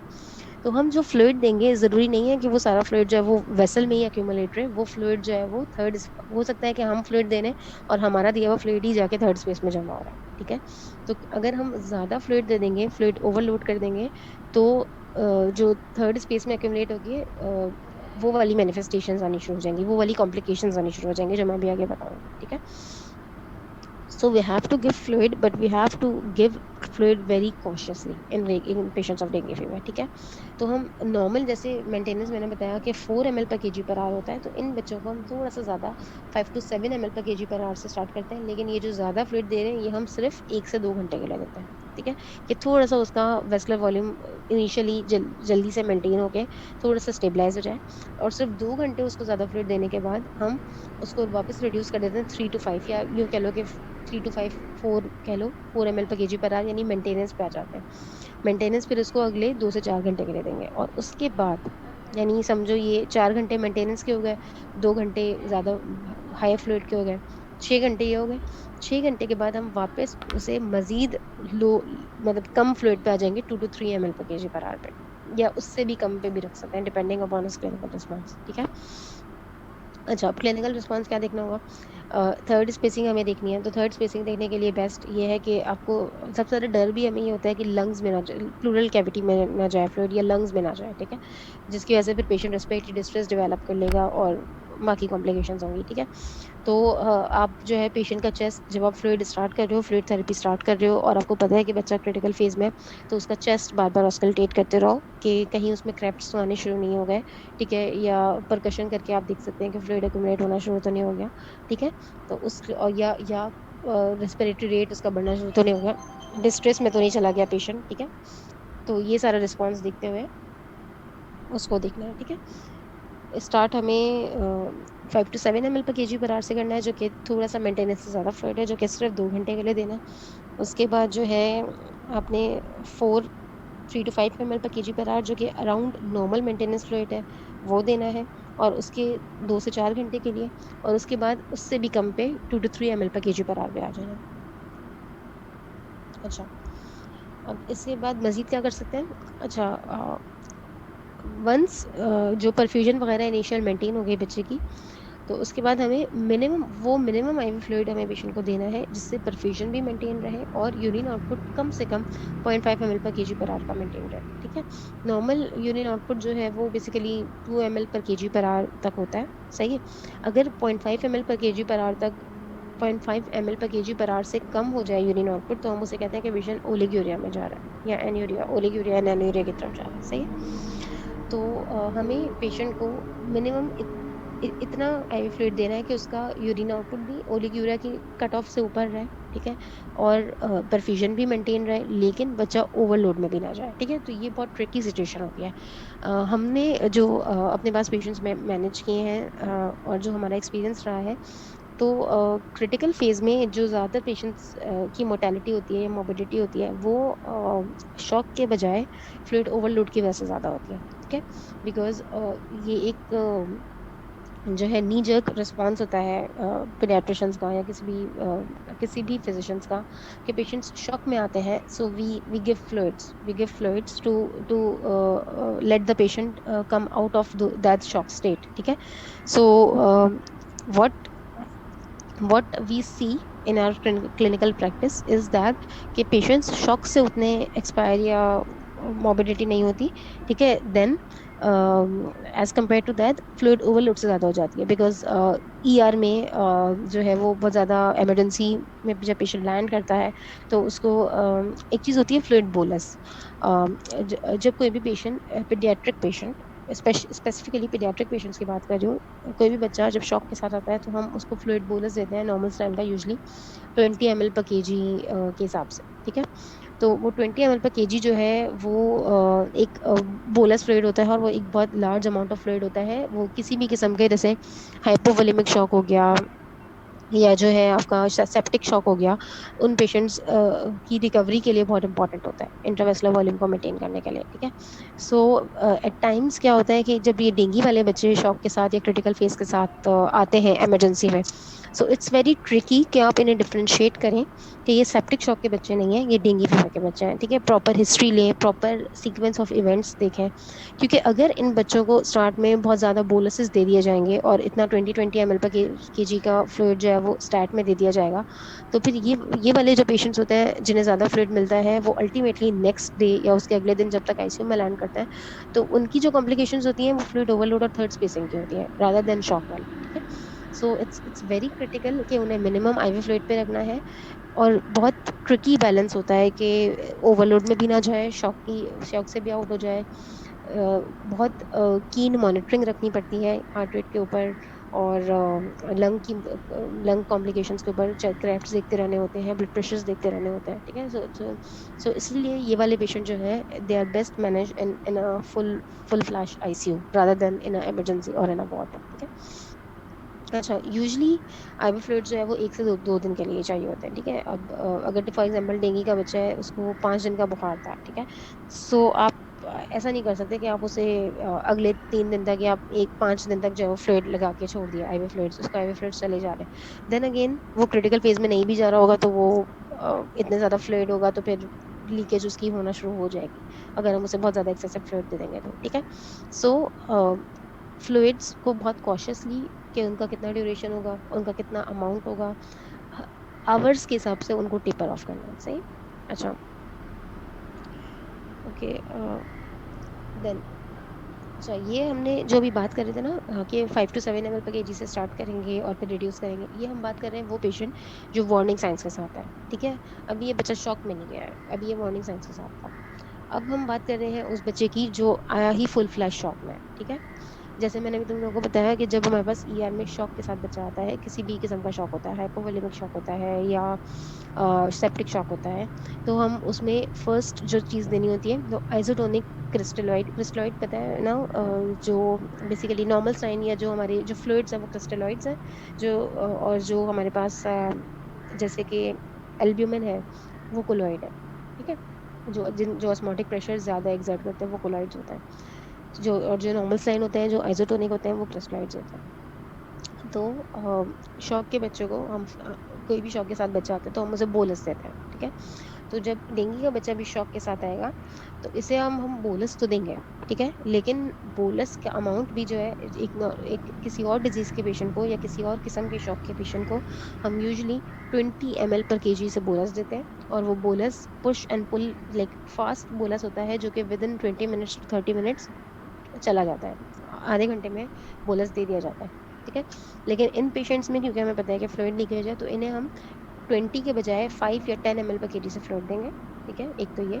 दूसरी बात ये कि ये 1 घंटे में जाएगा, आधे घंटे में या 20 मिनट में नहीं जाएगा। ठीक है, स्लो देना है और अमाउंट भी कम रखनी है। 1 घंटे में देना है बोलस, और 5 to 10 ml/kg पर आवर से देना है। ठीक है, उसके बाद पेशेंट की कंडीशन को रीअसेस कर लेंगे कि जो मैंने अभी बताया कि हार्ट रेट देखना होगा, कैपिलरी रिफिल यानी परफ्यूजन देखनी होगी।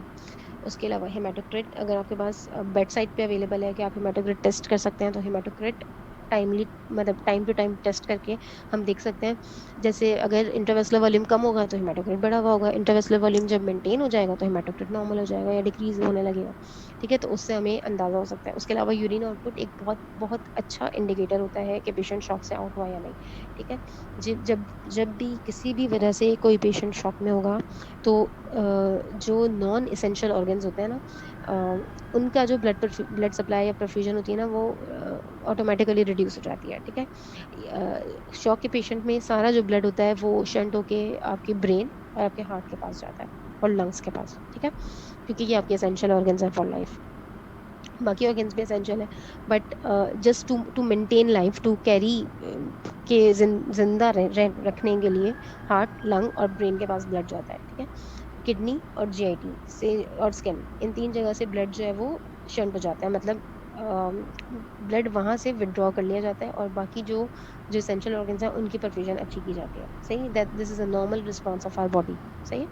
तो अब जब स्किन स्किन से जो कैपिलरीज हैं वो वेजो कंस्ट्रक्ट कर लेंगी और ब्लड को शंट कर लेंगी, तो क्या होगा, हमारी जो पेरिफेरल पल्सेस हैं वो वीक हो जाएंगी।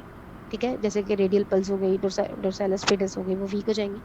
जो कैपिलरी रिफिल टाइम होता है, जो जिसको कैपिलरी रिफिल टाइम या परफ्यूजन कह लो, कैपिलरी परफ्यूजन कह लो। ठीक है, जो कैपिलरी रिफिल टाइम होता है, जो आप टिप ऑफ द फिंगर को दबा के देखते हैं कि कितनी देर में दोबारा पिंक हुई है, ठीक है, वो प्रोलॉन्ग हो जाएगा। प्रोलॉन्ग क्यों होगा, क्योंकि स्किन से ब्लड सारा हट गया ना, स्किन स्किन की जो कैपिलरीज हैं, वेसल्स हैं, वो बिल्कुल कंस्ट्रक्ट हो गई हैं और उन्होंने स्किन के ब्लड सप्लाई को रोक दिया है। ठीक है, तो पेल कलर हो जाएगा पेशेंट का, और जब आप उसको दबा दबा ब्लैंच करोगे और जब छोड़ोगे, तो नॉर्मली 2 सेकेंड से 2 सेकेंड, विद इन 2 सेकेंड्स जो है वो आपकी फिंगर, अपनी फिंगर करके देख लो, विद इन 2 सेकेंड्स पिंक हो जाती है दोबारा जब आप छोड़ते हो दबा के। ठीक है, तो जो शॉक वाला बच्चा होगा उसकी विद इन 2 सेकेंड्स नहीं होगी, it will be more than 2 seconds, 3 seconds और 5 सेकेंड्स। ठीक है। अच्छा, उसके अलावा तो एक तो ये होता है जब स्किन से ब्लड शॉट हो जाता है। अच्छा, अब जब किडनी से ब्लड शॉट हो जाएगा तो क्या होगा, किडनी किडनी को बेसिकली सारा ब्लड जा रहा होता है नॉर्मली।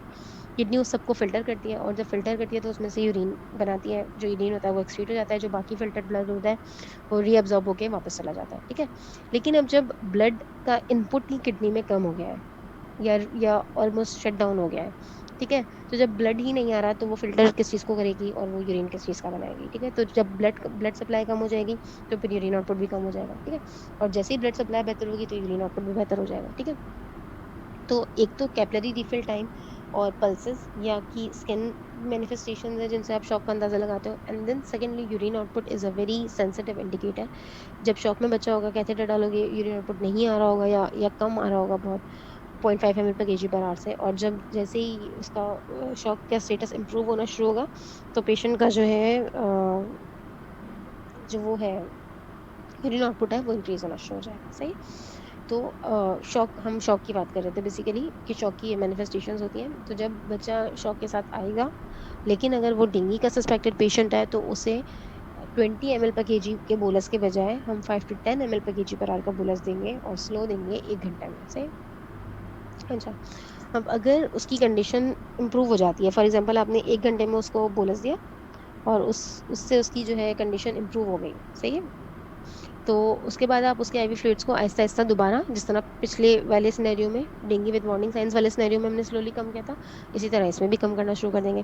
पहले हमने 5 to 10 ml से दिया था, अब हम 5 to 7 ml से देंगे 2 घंटे के लिए, फिर 3 to 5 पे आ जाएंगे अगले 2 से 4 घंटे के लिए, फिर 2 to 3 पे आ जाएंगे। ठीक है, आगे की रिडक्शन जो है वो वैसे ही करनी है, और फिर फर्दर उसके हीमोडायनामिक स्टेटस को देखते हुए, which can be maintain up to 24 to 48 hours. ठीक है, मतलब फ्लूइड हम उसको 24 to 48 आवर्स तक मेंटेन रख सकते हैं। अच्छा। अच्छा, जब पल्स प्रेशर आपका, हमने कहा था, नैरो हो जाता है और एलिवेशन हेमाटोक्रिट जो है वो बढ़ जाता है, अगर आपने फॉर एग्जांपल जब बच्चा शॉक में आया, आपने उसका हेमाटोक्रिट चेक किया, और उसके बाद आपने उसे फ्लूइड देना शुरू किया, बट जब आपने दोबारा उसका हेमाटोक्रिट चेक किया तो वो स्टिल एलिवेटेड है और वो इम्प्रूव नहीं हो रहा है, या फिर जो डायस्टोलिक प्रेशर उसका बढ़ा हुआ था, सिस्टोलिक और डायस्टोलिक प्रेशर का जो डिफरेंस है वो बहुत कम है, ठीक है, डायस्टोलिक प्रेशर स्टिल रेज्ड है, तो फिर दिस मीन्स कि अब आपका फ्लूइड से इम्प्रूवमेंट नहीं आ रही, और अब आपको बेसिकली कोलॉइड्स देने हैं। कोलॉइड्स में जिस तरह मैंने आपको बताया कि एल्ब्यूमिन कोलॉइड होता है, या हमारे पास प्लाज्मा जो फ्रेश फ्रोजन प्लाज्मा होता है, वो हमारे पास एक कोलॉइड का ऑप्शन है, ठीक है। तो ये दो ऑप्शन है, तो फिर हम अब इन बच्चों में हम कोलॉइड्स स्टार्ट करा देते हैं, ठीक है। अच्छा, उसके अलावा अदर सपोर्टिव मेजर्स, ये तो हमने फ्लूइड्स की बात की ना सिर्फ। अब ऑब्वियसली एक शॉक का पेशेंट है जो कि आईसीयू में एडमिट है, तो उसको हो सकता है हमें ऑक्सीजन सपोर्ट की ज़रूरत पड़े, तो हम उसको हाई फ्लो ऑक्सीजन साथ में दे देंगे। अगर बच्चा बिल्कुल ही कॉम्प्रोमाइज्ड है, उसका कार्डियक स्टेटस भी कॉम्प्रोमाइज्ड हो गया है, रेस्पिरेटरी बिल्कुल सीवियर कॉम्प्रोमाइज हो गया है, हो सकता है हमें वेंटिलेट करना पड़े, इंट्यूबेट करके वेंटिलेटर पे डालना पड़े, ठीक है। अच्छा, अगर बच्चा बहुत रेस्टलेस इरिटेबल हो रहा है, तो हो सकता है हमें उसे सेडेशन देनी पड़े थोड़ी सी, ठीक है। अच्छा, एक और इम्पॉर्टेंट बात क्या, हम बात इसमें ये करने हैं कि इन्फ्लेमेटरी कैस्काड एक्टिवेट हो रहा है, इन्फ्लेमेटरी कैस्काड एक्टिवेट हो रहा है, बट स्टिल जो स्टडीज और जो ट्रायल्स ने शो किया है, स्टेरॉइड्स का डेंगू फीवर में कोई रोल नहीं है, ठीक है। स्टेरॉइड्स हैव नो रोल, ठीक है। थियोरेटिकली वी कैन थिंक कि अगर इन्फ्लेमेटरी कैस्काड है तो स्टेरॉइड्स दे देंगे तो शायद इम्प्रूव हो जाए, बट स्टेरॉइड्स का इसमें कोई रोल नहीं है, ठीक है।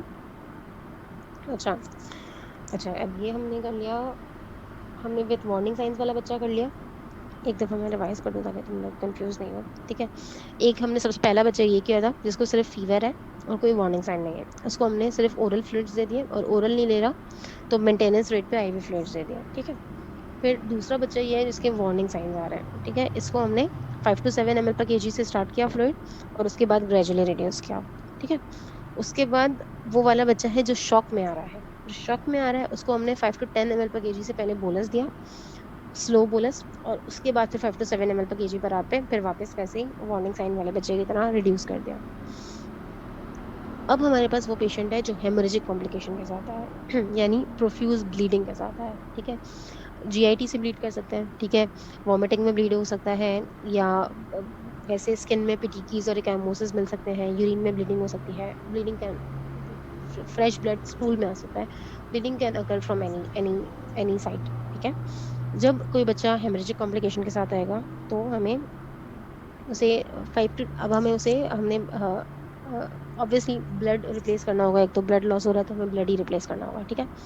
तो हम पैक्ड आरबीसीज भी दे सकते हैं, पैक्ड रेड सेल्स, या हम होल ब्लड भी दे सकते हैं, ठीक है। होल ब्लड देने का फायदा ये होगा कि होल ब्लड में प्लेटलेट्स भी होंगे, तो वो थोड़ा सा उसे थोड़ा सा ब्लीडिंग को रोकने में भी हेल्प करेगा। अगर आरबीसीज अवेलेबल है तो आप आरबीसीज दे सकते हैं। और 5 to 10 यूजली हम जो स्टैंडर्ड एक ट्रांसफ्यूजन करते हैं वो 10 ml पर केजी के हिसाब से ही करते हैं, ठीक है। तो वही वाली बात कि अगर अगर हमें लग रहा है कि फ्लूइड ओवरलोड का भी खतरा है तो हम 5 ml से भी दे सकते हैं, लेकिन अगर हमें लग रहा है कि फ्लूइड ओवरलोड का भी कोई साइन नहीं आ रहा तो हम 10 ml, और ब्लीडिंग बहुत ज़्यादा हो गई है, लॉस बहुत ज़्यादा हो गया है, तो हम पूरा फुल फ्लैश 10 ml से भी दे सकते हैं, ठीक है। होल ब्लड इसी तरह 10 या 20 ml पर केजी तक जा सकते हैं, ठीक है, डिपेंडिंग अपॉन के बच्चे का क्लिनिकल रिस्पॉन्स कैसा आता है, और जो है कॉम्प्लिकेशन कोई डेवलप नहीं होती, ठीक है। अच्छा, उसके अलावा आप अगर ब्लड लॉस फिर भी हो रहा है, या अगर एक ट्रांसफ्यूजन देने के बाद हेमाटोक्रिट नहीं बढ़ता तो आपको ब्लड ट्रांसफ्यूजन ऑब्वियसली रिपीट करनी पड़ेगी, ठीक है।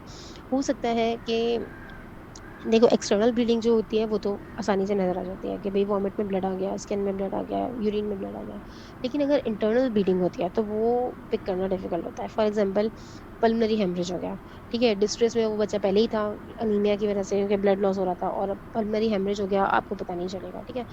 इंट्राक्रेनियल ब्लीडिंग हो सकती है, लाइक इंटरनल कहीं भी ब्लीडिंग हो सकती है। So you have to either repeat the hemoglobin timely, या फिर आप उसको क्लिनिकली देखते हुए अगर अनीमिक लग रहा है तो we have to give transfusions, ठीक है। अच्छा, एक और चीज़ इम्पोर्टेंट कि ज़ाहिर है जब आईसीयू में बच्चे जाते हैं तो एनजी भी डाली जाती है, नेज़ोगैस्ट्रिक ट्यूब, इंट्यूबेशन की भी ज़रूरत पड़ती है, लेकिन क्योंकि हमें पता है कि ये बच्चे मतलब ब्लीडिंग टेंडेंसी इनकी ज़्यादा है, ब्लीडिंग से प्रोन है, ठीक है, तो एनजी डालते हुए ख़ास तौर पे, और उसके अलावा भी कोई भी ट्यूब्स या कोई भी प्रोसीजर्स के दौरान we have to take great care कि कोई ट्रॉमा ना हो, यूरिन वाला मतलब यूरिनरी कैथेटर डालते हुए भी इवन कि ट्रॉमा ना हो, अगर ट्रॉमा होगा तो ब्लीडिंग होगी वहां पे, और वो ब्लीडिंग जो है वो फिर ब्लॉक कर देगी। वी हैव सीन, डेंगू के में तो नहीं लेकिन जनरली पेशेंट्स में यूरिनरी कैथेटर अगर आप बहुत हार्शली डालें या जबरदस्ती जा नहीं रहा हो, पोजीशन आपकी सही ना हो, जबरदस्ती आप उसे डालने की कोशिश करें, तो ट्रॉमा ट्रॉमा होके वहाँ पे जो ब्लड क्लॉट बनता है वो आपके कैथेटर को ऑब्स्ट्रक्ट कर देता है, या आपके वो यूरिनरी ट्रैक्ट को ऑब्स्ट्रक्ट कर सकता है। ठीक है, इसी तरीके से अगर आप एनजी डाल रहे हैं और एनजी डालते हुए अगर वहाँ पे ब्लीड हुआ, तो वो जो क्लॉट बनेगा या वो जो ब्लड होगा वो आपके एयरवे को ऑब्स्ट्रक्ट कर सकता है। ठीक है, एंड द चाइल्ड में सडनली कोलैप्स। ठीक है, सो इन सब चीज़ों का ख्याल रखना है। अच्छा, अब हम बात कर लेते हैं कॉम्प्लिकेशंस ऑफ ट्रीटमेंट। कॉम्प्लिकेशंस, एक जो फ्लूइड ओवरलोड की जो मैं शुरू से बात कर रही हूँ, ठीक है, फ्लूइड ओवरलोड जो है ना वो एक बहुत इंपॉर्टेंट कॉम्प्लिकेशन है, और वी हैव सीन कि फ्लूइड ओवरलोड की वजह से ज़्यादा बच्चों की मोर्टेलिटीज होती हैं rather than the primary manifestations. ठीक है, सो फ्लूइड को बहुत कॉशियसली देना है। ठीक है, एक फ्लूइड बैलेंस में एक चीज़ ज़रूर बताना चाहूँगी, जब अपने हाउस ऑफिसर्स को और पीजीज को भी बार बार बताती हूँ, कि हार्ट रेट जो होता है वो एक बहुत अच्छा इंडिकेटर होता है आपके पेशेंट के हीमोडायनामिक रिस्पांस का, हीमोडायनामिक स्टेटस का। ठीक है, हार्ट रेट।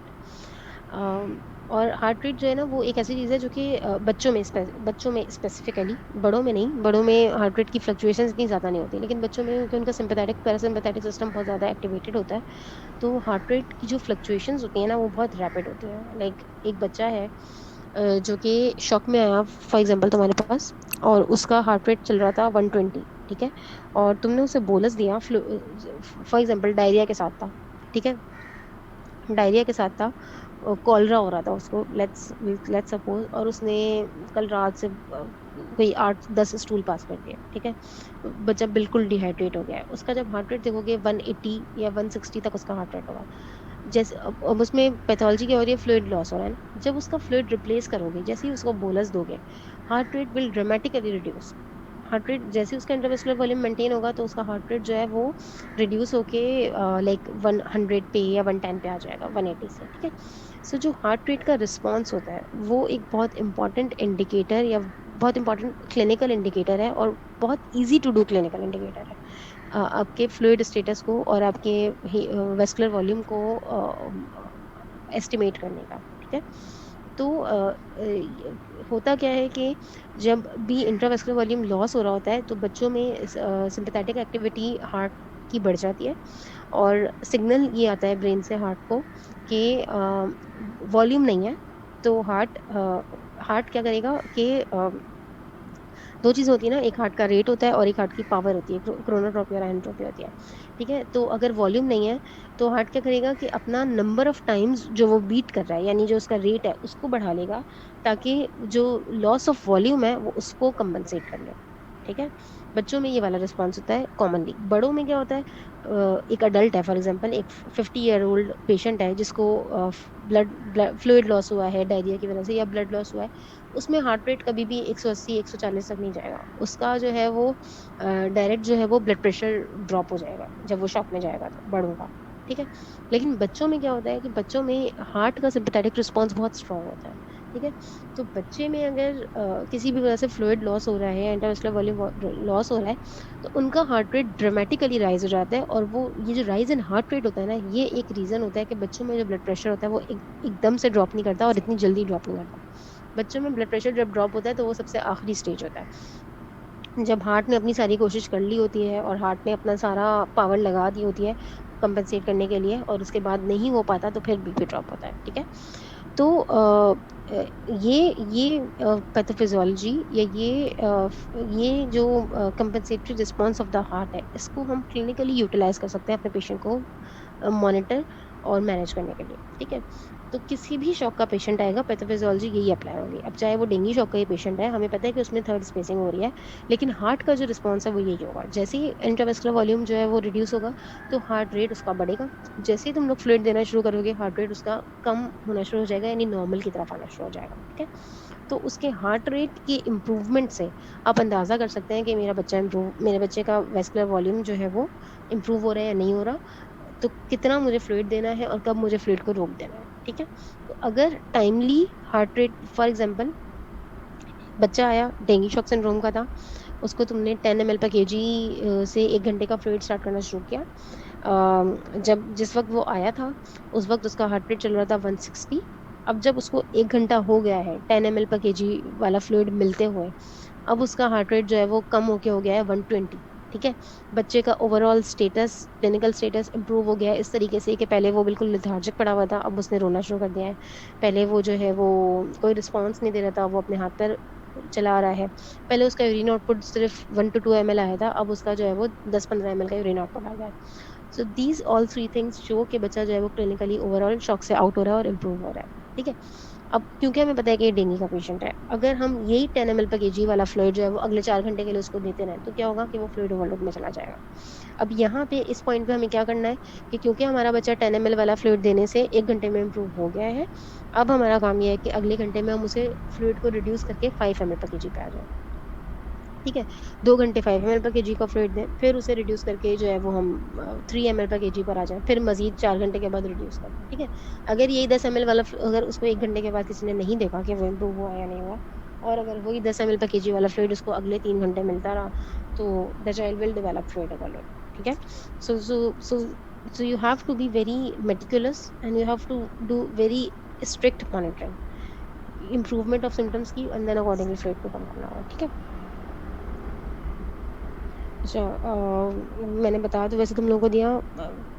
होगा क्या फ्लूइड ओवरलोड जब होगा तो होगा क्या, लार्ज प्लूरल एफिशिएंसी हो जाएंगी, एसआईटीज हो जाएगी, जिसकी वजह से रेस्पिरेटरी डिस्ट्रेस और रेस्पिरेटरी फेलियर हो जाएगा। अच्छा, फिर इन बच्चों को हमें इंट्यूबेट करना पड़ता है। अब इतनी बड़ी प्लूरल एफिशिएंसी हो गई, या तो आप ट्यूब डालें, टेस्ट ट्यूब डालें। ठीक है, या उसको जो है वो ड्रेन करें उसके उसके उस फ्लूइड को। ठीक है, वरना क्या होगा कि प्लूरल एफिशिएंसी की वजह से लंग कोलैप्स होगा और आपको बच्चे को इंट्यूबेट करना पड़ेगा। ठीक है। कॉज क्या है कि आपने एक तो एक्सेसिव या तो फ्लूइड दिया है, या तो आपने टू रैपिड फ्लूइड दिया है, और आपने आइसोटोनिक के बजाय अगर हाइपोटोनिक दिया है। ठीक है। अच्छा, और फिर वंस जब थर्ड स्पेसिंग हो जाती है, तो आप उसे डायूरेटिक्स दे सकते हैं, या आप उसे कार्डियक सपोर्ट दे सकते हैं। लेकिन लेट मी टेल यू कि जब थर्ड स्पेसिंग हो जाती है ना, एक बार जब एक दफ़ा लार्ज प्लूरल फ्यूजन अक्यूमुलेट हो जाती है, तो फिर डायूरेटिक आपको बहुत ज़्यादा हेल्प नहीं कर पाता। क्योंकि जब आप डायूरेटिक देंगे, डायूरेटिक ज़्यादातर आपके इंट्रावेस्कुलर वॉल्यूम के ऊपर एक्ट करता है। ठीक है। तो होगा ये कि आप उसे लेसिक्स दिया या कोई भी डायूरेटिक दिया, और ऑलरेडी उसका एक तो फ्लूइड थर्ड स्पेस के अंदर जमा हुआ है, ये जो डायूरेटिक देंगे ये भी जो है ना, जो इंट्रावेस्कुलर वॉल्यूम में जो थोड़ा बहुत बचा कुचा फ्लूइड होगा, ये उसको जो है एक्सक्रीट आउट करा देगा। तो बच्चा एक तो इफ्यूजन के साथ तो था ही, अब वो शॉक, डायूरेटिक की वजह से शॉक में चला जाएगा। तो वंस द फ्लूइड अक्यूमुलेट्स, देन फिर बहुत ट्रिकी हो जाता है कि आप उसे कैसे निकालें। ठीक है। एक तरीका ये होता है कि हम कोलोइड देते हैं, जैसे एल्ब्यूमिन दिया, या प्लाज्मा दिया। एल्ब्यूमिन ज़्यादा इस सिचुएशन में काम करता है जब एक बार फ्लूइड ओवरलोड हो जाता है। एल्ब्यूमिन दिया, और एल्ब्यूमिन के साथ लेसिक्स दिया। एल्ब्यूमिन तुम लोगों को पता है लार्ज मॉलिक्यूल है, वो जब वेसल के अंदर जाएगा तो वो ऑनकोटिक प्रेशर एक्सर्ट करेगा, और उसके ऑनकोटिक प्रेशर की वजह से देर इज़ अ चांस कि जो जो फ्लूइड थर्ड स्पेस में गया है वो वापस आ जाएगा। अ, ये तो तुम लोगों को पता है ना, जिस जगह पे ऑस्मोटिक प्रेशर या ऑनकोटिक प्रेशर ज़्यादा होता है, फ्लूइड उसी डायरेक्शन में फ्लो करता है। ठीक है। तो उस तरफ आ जाएगा फ्लूइड वापस, और फिर आप डायूरेटिक दोगे तो फ्लूइड आपका मे बी एक्सक्रीट आउट हो जाए, but this is a very tricky condition. तो इंपॉर्टेंट यही है कि आप पहले ही कॉशियसली उसको फ्लूइड दें कि बच्चा फ्लूइड ओवरलोड में जाए ही ना। अच्छा, फ्लूइड ओवरलोड के अलावा जो कॉम्प्लिकेशंस हो सकती हैं, हाइपरग्लाइसीमिया या हाइपोग्लाइसीमिया हो सकता है। ठीक है। अब आप आईवी फ्लूइड दे रहे हैं, उसकी वजह से हाइपरग्लाइसीमिया हो सकता है, या हाइपो इनटेक ना होने की वजह से हो सकता है। इलेक्ट्रोलाइट और एसिड बेस इम्बैलेंसेस हो सकते हैं। हाइपोनेट्रीमिया कॉमन है, एसिडोसिस कॉमन है, मेटाबॉलिक एसिडोसिस। ठीक है। हाइपो या हाइपरकेलीमिया हो सकता है। देन कैल्शियम कैन बी लो और इंक्रीज्ड, उसकी इन सब चीज़ों के अलावा को इन्फेक्शन एंड नोसोकोमियल इन्फेक्शन। ठीक है। आपने एडमिट तो उसको सेप्सिस की वजह से किया है, ठीक है, लेकिन आप अपने आईसीयू में एडमिट किया हुआ है, फॉर एग्जांपल वो वेंटिलेटर पे चला गया है, तो वेंटिलेटर एसोसिएटेड नमूनिया हो सकता है। एंड देन आपने वैसे आईसीयू में एडमिट किया हुआ है, आपने लाइंस डाली हुई हैं, तो कोई और इन्फेक्शन कैच कर सकता है। ठीक है। तो आइडियली कोशिश तो यही आपने करनी है कि जो अ, अगर आपको पेशेंट फेब्राइल फेज में मिल रहा है, तो वो फेब्राइल फेज से क्रिटिकल फेज में ना जाए। अगर क्रिटिकल फेज में मिल रहा है, तो वो शॉक में ना जाए आगे, और शॉक में मिल रहा है तो वो फर्दर फ्लूइड ओवरलोड में ना जाए। मतलब जो फेजेस सारे बताए हैं, जिस फेज में पेशेंट मिल रहा है, कोशिश ये करनी है कि वो उससे उसे उस फेज में रखें, मैनेज करके या उससे पीछे वाले फेज में लेके जाएं, रादर देन उसको और डिट्योरेट करा के आगे वाले फेज में ले जाएं। ठीक है। अच्छा, प्रिवेंशन में बात कर रही हूँ मैं। क्वेश्चंस के तुम लोगों के एंड में आंसर दूंगी, अभी हमारे पास 20 मिनट्स हैं। ठीक है, ये 2 स्लाइड्स पूरी करके। अच्छा, वैक्सीन प्रिवेंशन के लिए हमारे पास एक तो वैक्सीन है वायरस के अगेंस्ट, डेंग वैक्सीन के नाम से, जो कि WHO से इंडोज्ड है। और ये पीडियाट्रिक एज ग्रुप में अभी ये वो रिकमेंडेड नहीं है। 9 years ऑफ एज या उससे ज़्यादा के जो बच्चे हैं, ठीक है, उनमें यूज़ की जाती है। 9 years of age and adult, ठीक है। और उन जगहों पे जहाँ पे हाईली इंडेमिक है, जैसे कि अफ्रीका में बहुत ज़्यादा हाईली इंडेमिक है वहाँ पे। पाकिस्तान में आई डोंट नो अवेलेबल है, but routinely as such use नहीं हो रही। ठीक है। तो एक ऑप्शन तो वैक्सीन का है। दूसरा ऑप्शन क्या है प्रिवेंशन का, कि हम उसके जो वेक्टर है उससे प्रिवेंट करें। ठीक है, अब वेक्टर हमें पता है मॉस्कीटो है, और हमें ये भी पता है कि वो डे टाइम मॉस्कीटो है।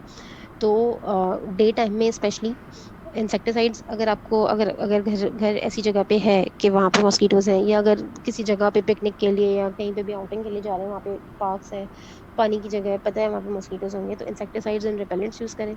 ठीक है। क्लोथिंग से कवर्ड होने चाहिए। जैसे बच्चे होते हैं जो ऐसी रेजिडेंशियल एरियाज में रहते हैं जहाँ पर अगर है मॉस्किटो ब्रीडिंग, तो फुल स्लीव्स वाले जो है वो कपड़े पहनाएं। उसके अलावा जिन घरों में ज़्यादा ब्रीडिंग है मॉस्किटोज, उन घरों को या उन साइट्स को स्क्रीन किया जाए। ठीक है। अगर वाटर स्टोरेज करनी भी है तो उसके ऊपर एक टाइट फिटिंग लिड होनी चाहिए, कोई कैप होना चाहिए। ठीक है, जो उस उसको मतलब जिसपे वो जो मॉस्किटोज हैं वो अपने एग्स जो है वो ली ना कर सके। ठीक है। और अगर रखना ही है तो ये एक काम ये है, एक तरीका ये कर सकते हैं कि उसके ऊपर आप ऑयल की एक लेयर डाल सकते हैं। ठीक है। तो ऑयल की जब लेयर होगी तो उससे क्या होगा कि जो एग्स लिए हुए होंगे या अगर हो चुके होंगे, तो ऑक्सीजन नहीं मिलेगी पानी के अंदर, और वो वहीं पे डिस्ट्रॉय हो जाएंगे जो लार्वा वगैरह होंगे। ठीक है। तो so this is which you can do for prevention. ठीक है। सो वैक्सीन के बजाय हम हमारे पार्ट ऑफ द वर्ल्ड में अगर हम ये थोड़ी सी अवेयरनेस क्रिएट कर दें regarding the storage and storage of water, और उसको किस तरीके से मेंटेन करना है। जैसे लोगों ने पानी के स्टोर्स के अलावा जैसे पौधे होते हैं, गमले होते हैं, प्लांट्स होते हैं, उनके अंदर भी पानी स्टोर किया हुआ होता है, पॉट्स होते हैं। तो थोड़ी सी अवेयरनेस से we can control this disease. ठीक है। अच्छा, अब तुम लोग अपने क्वेश्चंस जो है ना वो भेजना शुरू कर दो, मैं वन बाय वन बताती जाती हूँ answers. Okay, ma'am give read about absorption overload, can you repeat the picture. अच्छा रुको, देखो एब्जॉर्प्शन एब्जॉर्प्शन ओवरलोड, देखो एब्जॉर्प्शन एक ओवरलोड तो वो हो रहा है जो फ्लूइड ओवरलोड है। एक फ्लूइड ओवरलोड तो वो हो रहा है जो आप फ्लूइड दे रहे हैं पेशेंट को। ठीक है। आप पेशेंट को बहुत ज़्यादा फ्लूइड देते जा रहे हैं, और बच्चा शॉक से आउट हो गया, आपने फिर भी फ्लूइड को नहीं रोका और आपने फ्लूइड दे दिया, और वो आपका दिया हुआ फ्लूइड जो है वो क्योंकि कैपिलरीज लीक ही नहीं, वो थर्ड स्पेस में चला गया। ठीक है। तो एक तो ये फ्लूइड ओवरलोड का पैथोलॉजी है। ठीक है।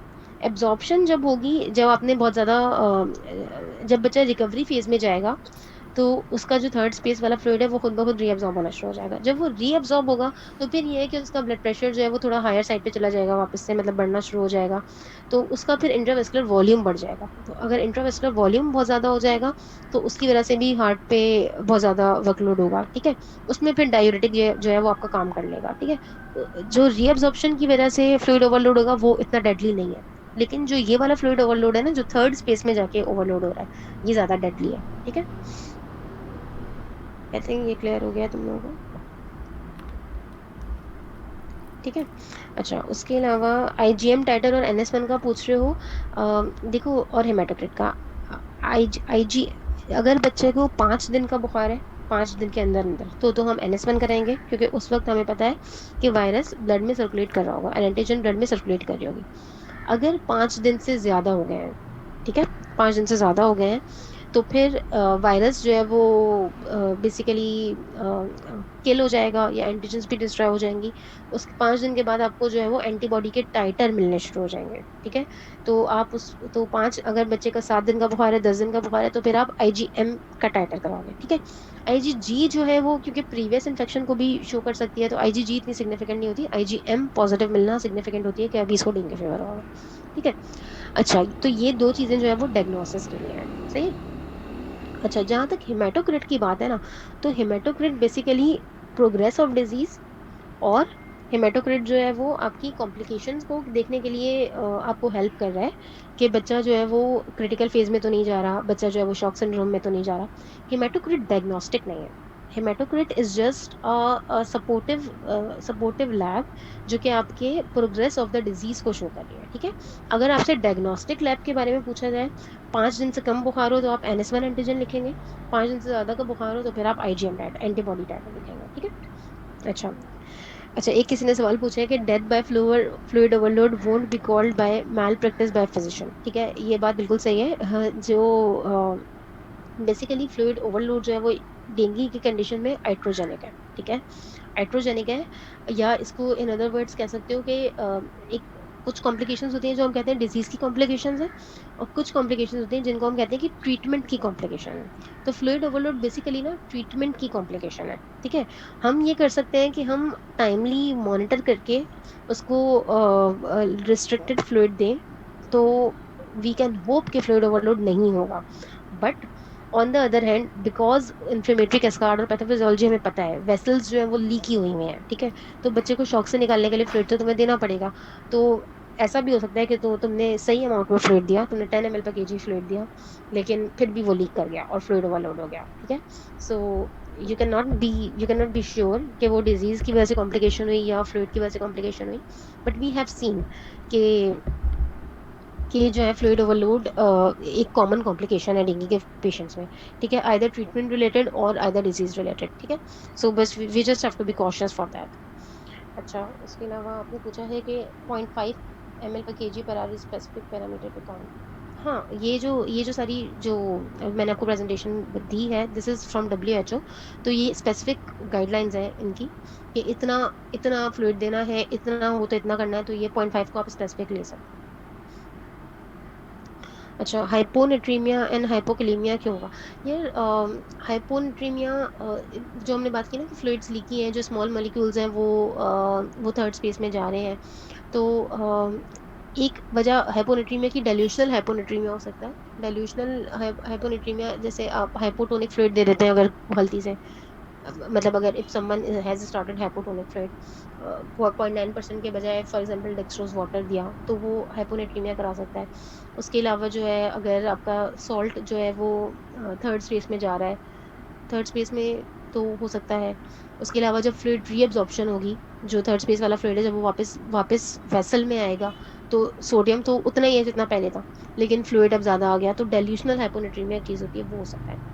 हाइपोकैलेमिया वॉमिटिंग्स वाले जो बच्चे होते हैं ना, और एनोरेक्सिया वाले जो बच्चे होते हैं, वॉमिटिंग्स वाले बच्चों में बहुत कॉमन है हाइपोकैलेमिया, क्योंकि जो हमारी गट की सिक्रीशंस होती है ना, सलाइवा हो गया, या जो भी हमारी GIT की सिक्रीशंस होती है, उनमें पोटेशियम हाई अमाउंट में होता है। तो जब वॉमिटिंग होती है, तो वो सारा पोटेशियम उन सिक्रीशंस के साथ लॉस हो जाता है, तो हाइपोकैलेमिया आ जाता है। ठीक है। फेजेस अगेन, फेजेस मैं दिखा देती हूँ दोबारा। और की क्वेश्चंस हैं तो पूछ लो, कोई कंफ्यूजन है? I know it will be a little confusing for you, but WHO की जो गाइडलाइंस है ना डेंगू की, वो इजीली अवेलेबल है इंटरनेट पे। You can all go through दोस। ठीक है। पिक्चर में दिखा रही हूँ दोबारा, एक दफा इसको फिर से देख लो ताकि कंफ्यूज ना हो। ठीक है। 3 फेज होते हैं, फेब्राइल, क्रिटिकल और रिकवरी। ठीक है। फेब्राइल फेज जो है उसे आप कह सकते हो कि वो को लाइक कॉरिस्पॉन्ड करता है डेंगू फीवर, जो सिंपल डेंगू फीवर है उसके साथ, या dengue fever without warning sign, आप उसे कह सकते हैं। ठीक है। देन जो क्रिटिकल फेज है वो कॉरिस्पॉन्ड करता है हेमोरेजिक फीवर और शॉक सिंड्रोम के साथ, या विद वार्निंग साइन और severe dengue, and then recovery phase होता है। ठीक है। ये पिक्चर है, ये भी तुम लोगों को आराम से नेट पे मिल जाएगी, चाहो तो स्क्रीनशॉट ले लो। ठीक है। ये वाला फेब्राइल फेज है, इसमें ऑलमोस्ट सारी मोटी मोटी मैनिफेस्टेशंस जो है ना इन्होंने बता दिया कि लैब में क्या होगा। ठीक है। ये क्रिटिकल फेज है, बीच वाला रेड वाला, एंड देन रिकवरी फेज है। ठीक है।